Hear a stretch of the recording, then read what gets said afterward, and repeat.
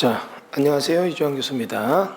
경매물건 나온 게 낙찰이 됐습니다. 굉장히 규모가 큰 건데, 이 물건에 대해서 저희도 좀 보고 있었는데, 낙찰받고 나서 우리가 낙찰받은 게 아니라 낙찰되고 나서 분석을 해보니까 좀 재밌는 이론이 나오더라고요. 자, 경기도 안산구 단원구 고장동에 있는 의료시설입니다. 소유자 채무자는 김남용 씨. 자, 지금 우리 보시는 것처럼 여기 보면 요양병원이 있습니다. 자, 요양병원이 나와 있는데 한방진료한다. 그래서 이렇게 해서 요양병원이 경매가 나왔는데 내부에 가보면 굉장히 잘 정비된 병원이에요. 그리고 위치도 보면은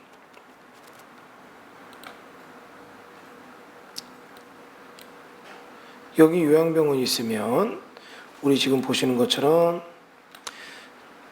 안산의 중앙역 바로 앞쪽이고 상업적입니다. 노선 상업지역으로 입지도 굉장히 좋고 뒤에 보면 아파트 단지도 많은 데 있는 요양병원 건물이 있습니다.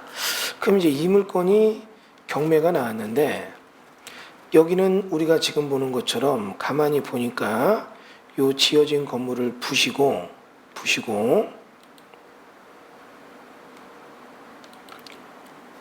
여기다가 오피스를 진다든가 이럴 때 일반 상업적이면서 지구단위 구역이에요.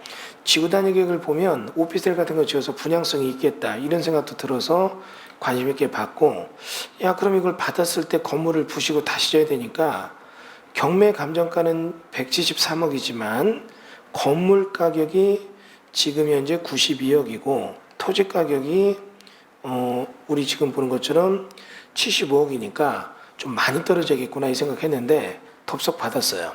받은 사람은 여기서 하려는 게 뭐냐, 의료시설이 기존에 있는 요양병원을 그냥 할 생각으로 받은 것 같습니다. 좋습니다. 뭐 본인이 그거 받아서 하는 건 좋은 건데 여러분 여기서 우리가 생각할 게 있습니다. 요양병원에 이렇게 좋은 자리가 왜 나왔을까? 상업지역에 일단 첫 번째는 코로나입니다. 코로나가 도니까 시가지 상업지역의 요양병원은 안 돼요. 왜? 건물에 하루에도 수십 명씩 든달달달 하는데 방역이 안 됩니다. 그러니까 이런 요양병원은 저 외곽으로 나가는 거예요. 자연녹지나 이런 데 요양병원 만들고 완전히 봉쇄를 해서 나이 드신 분들이 거기 요양병원에 계신다. 이런 거는 먹히지만 만약에 이런 상업지역에 요양병원이 있다. 수직적으로 올라갔다. 이거 어렵습니다. 그리고 이제 이런 코로나 같은 이런 유행병이 앞으로 팬데믹 이런 식으로 막 1차 집합명령 제한, 2차 제한, 3차 제한 이러면 요양병원 다 안 됩니다. 나 같아도 부모님 모시고 있다. 다 모시고 와요. 집에서 따로 쉬게 하든지 저 외곽의 자연녹지 요양병원 이런 데로 가겠죠. 거기는 어떻게 해요? 소수의 하루에 간병인들 외에는 아무도 못 들어오니까 훨씬 더 방역의 그 차단이 더 높게 되겠죠. 자, 그런데 두 번째는 이런 요양병원이 문제가 수직적 한계예요. 뭐냐면 상업지역은 평수가 자꾸 높게 올라가는데 높게 올라가다 보면 어떤 문제가 있느냐, 밤마다 중앙 코아에서 한 층당 일정 의료인이 일정 명수 이상이 근무를 해야 돼요. 예를 들어 3명이 근무해야 된다. 그러면 이게 층수가 높아질수록 여러 개 층의 고용인구가 많아지는 거예요. 그러니까 어때요? 안 되겠구나.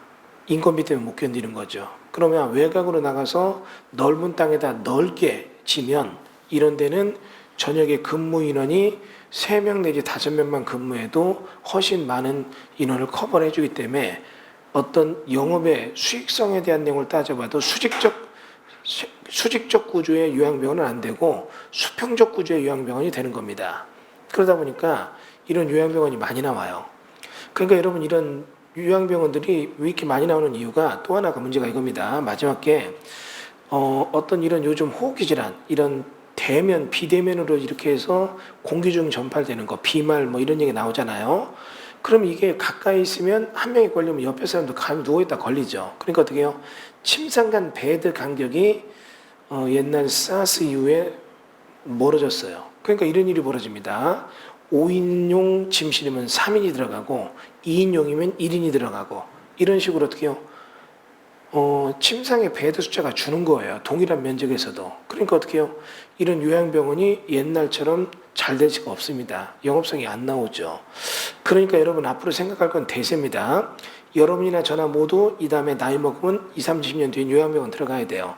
나도 한 80세 넘어가면 이때부터 요양병원 가서 조금 이렇게 지내는 시간도 지내고 또 마지막에 주님을 만나러 가기 전까지 몇 년은 요양병원에서 보내야 될지도 모릅니다. 그러면 거기서 여러분 저가 만나는 분 있을 겁니다. 분명히 이 사람 옛날에 40년 전에 영상 봤던 사람인데 여기서 만나네. 지팡이 들고 둘이 앉아갖고 커피 마실 때도 있을 겁니다. 그러면 이러한 요양병원의 추세가 어떻게 가는가? 이게 지금 시가지에 있는 요양병원, 옛날에는 부모 자식들 가까이 있고 출퇴근하면서 보고 그래서 했지만 이제는 아닙니다. 도시에서 한 30분, 1시간 이내 거리에 있는 이런데 녹지 지역 내 요양병원 아니면 고속도로 올라서서 바로 떨어지는 이런데 요양병원들이 훨씬 더 대세를 이루게 될 것이다. 그래서 이런 것들에 대한 것들을 한번 대세이기 때문에 어떤 여러 가지 개념으로 설명을 드렸습니다. 이거 받으신 분은 분명히 이건 요양병원 하려고 받으신 거예요. 근데 과연 요양병원이 여기서 계속 할 수 있을지 이런 것도 걱정이네요. 이런 걸 받아서 내가 리모델링해서 다른 걸로 바꾼다 이런 몰라도 요양병원은 안 맞는데 다 지어져 있으니까 좋다고 받으신 것 같은데 어떨지 모르겠습니다. 벌써 여기는 간호사들 월급도 못 준 게 보여요. 어떻게 보이느냐 보면은 가압류가 이름이 쫙 써 있잖아요. 이들이 뭐냐 못 받은 월급 붙은 거에 딱 보니까 1200, 1300, 3,400 월급이잖아요. 그러니까 이런 건 뭡니까? 월급도 못 줬다는 얘기예요. 그럼 제가 이 얘기 왜 하느냐? 2007년도에 여기 요양병원 짓고 이렇게 십몇 년 만에 무너졌잖아요. 아까운 얘기죠. 하지만 이런 거는 내가 받아서 요양병원이 아닌 나머지 다른 걸로 어떤 용도 변경이 되는가? 뭐 이런다면 몰라도 그 용도 변경된 내용이 시장성이 있는가? 그럼 몰라도 병원 자체로 받는 건 아니란 얘기죠.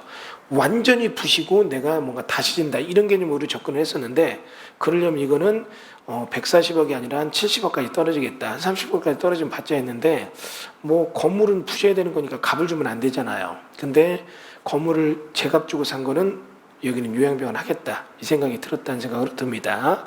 요양병원은 비전 사업이지만 기억하세요. 시가지가 아니라 비시가지 요양병원이다. 이거를 기억해 주시기 바랍니다. 자, 이렇게 해서 오늘 요양병원에 대한 강의 한 컷 마치겠습니다.